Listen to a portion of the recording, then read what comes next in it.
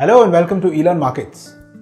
Today I'll be talking about the various factors that one must consider before buying a home. Almost every one of us desires to live in a beautiful house.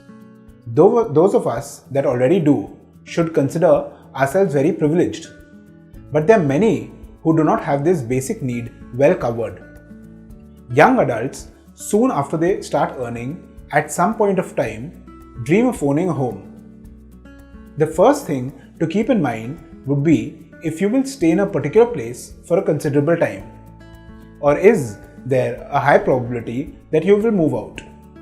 None of us know what the future holds in for us, but with reasonable certainty we can estimate that. Houses are highly illiquid assets and are sold with great difficulty if such a need arises. Buying a home involves a huge sum of money. You should do thorough financial planning.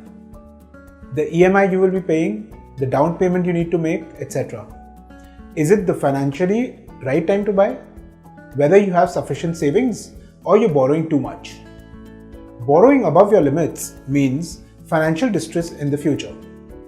And hence, it is very important that one sticks to a budget.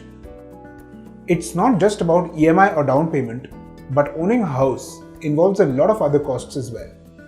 There are maintenance costs, utilities, property tax and home insurance. Consider all these and then evaluate whether you can afford a house at the present moment or do you need to wait for it.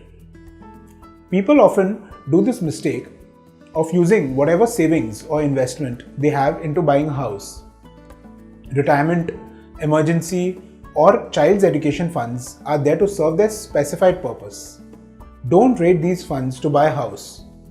Separate allocation must be made to buy a house, otherwise your whole financial planning may go haywire.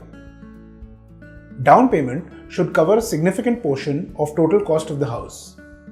Going by thumb rule, it should be around 20%. Lower down payment brings about a whole lot of problems like longer duration of mortgage payment, higher monthly EMIs and no major home equity. If something comes up and there is no proper financial planning, you may have to sell your house. You will receive a very low amount after taking care of all closing expenses. While applying for home loan, if you have a proper credit score, you get favorable credit terms like higher amount and better negotiation terms. Maintaining a proper credit score always benefits a home buyer.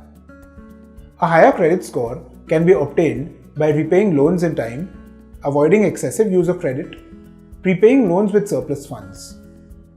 Also check properly which bank provides a better offer. It is not necessary that the bank which is tied up with the broker will offer the best deal. Setting a house budget is crucial in the home buying process.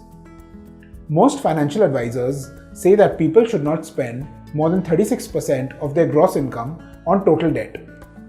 And not more than 28% of your gross income should go towards a mortgage payment. When we buy a new house, there's this persistent feeling of getting new furniture, home appliances, or even a new car. Be careful with this familiar tendency. It may put serious pressure on your finances. Just figure out what you really need and then proceed with careful financial planning. While buying a new house, getting proper paperwork done is of utmost importance.